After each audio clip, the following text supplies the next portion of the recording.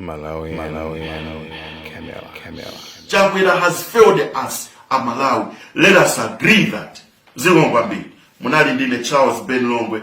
God bless you. Mwakomanos. Ziko.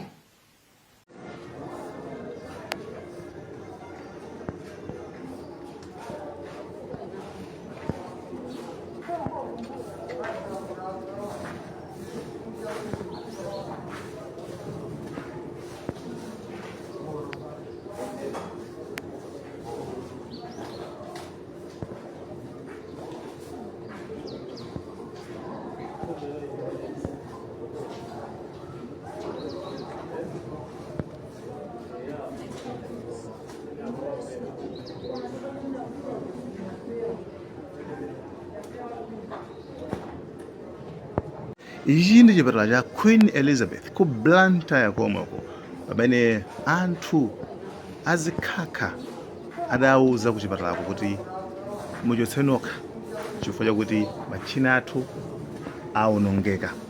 Yes, chotsani nokha machina athu aonongeka. Ndipo anthuwa amagwiritsa ntchito malezala, mipeni kuchotsa zikhakha. Kaniyo limeneyo zomvesa chisoni kuti tikupita kuti.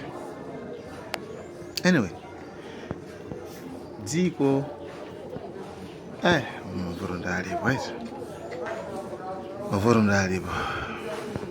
mavuto alipo.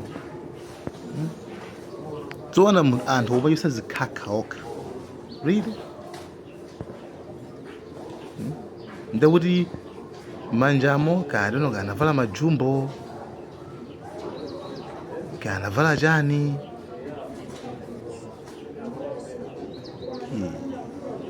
mamene aizikom komanso nkhani mavuto enanso amene adachitika kwa Sir Charles Ben Longwe akufanana nanso ndi amene wawa anadandaula nkhani ya mwendo ndipo ananena kuti yakuluakulu kuchipatala kungopita okay timsiye ayankhula yekha.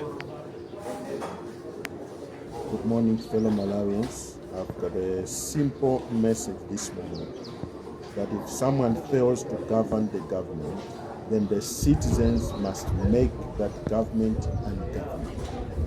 Let us organize ourselves and make each government ungovernable because it's too much. Muzipanda mungochitika chisa ine I went to the hospital chifukwa cha mwendo wanga olo ndimachita produce ma audios makosana ndili mapain osati masewera ndi mwendo wanga umene ndikumvera kupweteka osati masewera ndi hip joint kupita kuchipatala kujako doctor kumakungo ndiyang'ana mwendo ndikundiuza kuti uli ndi Khansa.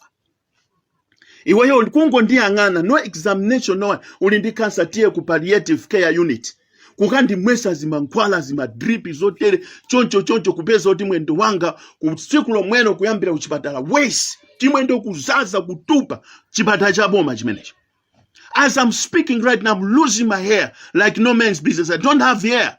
Sisi limonda ngolisiya mumwemu koma kungoligunda chonchi likungoyoka chifukwa cha zipatala za Dr. Lazarus Makathe. As I'm talking right now, I'm in serious pains. I'm even afraid to go to the hospital. Chifukwa when you are recognized kuti uyu amapanga izi nde kuti iweyo basi ufa. Ndikulolera kukhala ndi moyo mapenzi koma kuopa kuti ndipite kuchipatala akangondimaliza fa ndimaliza kale boma la Dr. Lazarus Makathe chako no medication kupita kuchipatala private side kukupanga admit no medication iwe kumakagula mankhwala kunja kumamwera mchipatala kukuchajanso kamapita ulipire ndrama zandichitikira ine dziko muno mwayiona imeneyo zandichitikira ine dziko munomo mmene ndikunena pano pamwe very serious pains osati maswa mukamandimva ndikutusa maudi ozenda jamatusa ndili mchipatala mwendo kundipweteka osati maswera dislocation on the hip joint imene yachita disable misempha ina yona kuti magazi sakuyenda bwinobwino mwendo uli chitupire ndugona movutika kuyenda movutika. I'm not okay. muzipata zimene mankhwala mulibe. Why? Because our government has been boma lathu labiridwa, the system has been robbed. Dziko latuli. No one amene akubwera kuna kuti let us arrest those people, anthu amene ma intruders amene atibera mdziko muno achina zune sata akukanika kuti ampange interdict abwere kumala kuno azankhe milandu afunse na Dr. Lazarus Makathe Chakwera anzika manda amene ali a chief justice ku judicial afunse why zune sata is not interdicted kuti abwere ku dziko lino azaimbidwe milandu ya corruption.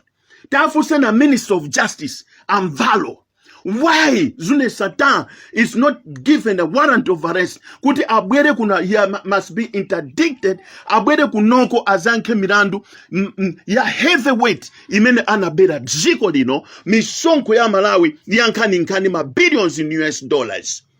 Mwaiona imeneyo akukanika kuchita zimenezo. Zune Sata is in UK, is enjoying his life. Everything is okay. Ziko lino laberedo. Likusaukira every day. Mubomba limene la Dr. Lazarus Makathe Chakwera. Boma la MCP. Tikachoka menepo ngakhale mudziko momwe muno tikuberedwa nthawi zonse tilibe forex ziko likukhala bankrupt. Ndikumalemera atu, ndikumalemera chipani, ziko ndukhala bank. No. Yeah. Monga mene muonera brother. Ndiri Zipatala nditu. Yeah, you can see kuti ababa ndiri babedi ya Zipatala. Yeah. Mina mukoza kuona nditu. Ndi bedi ya Zipatala. Mene ndiri waiting kuti mawa ndipange check.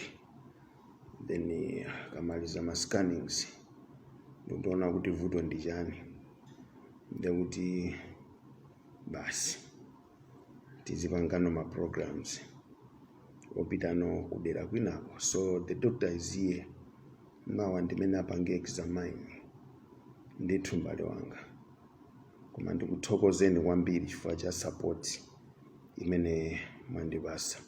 Mwendo wandivuta khanga tuli ndizi ma fluid kuseri kwa ntchafu zima thick blood kandi zichani mwina akandipopa ako zimenezo ndoti zikhala bwino. Fanzo mapangaso kuti mtima uzithamanga lomene mapanga audio sinapange ndili bwino lokuitumiza suti ndaitumiza magulu ambiri mwina magulu 10 okha out of magulu onse ndili nawo. Sinatumize solo ma inbox mwina maona inbox kwanu sinatumize kumene nimachitira yetu mbale wanga. Sure. Malawi, camera.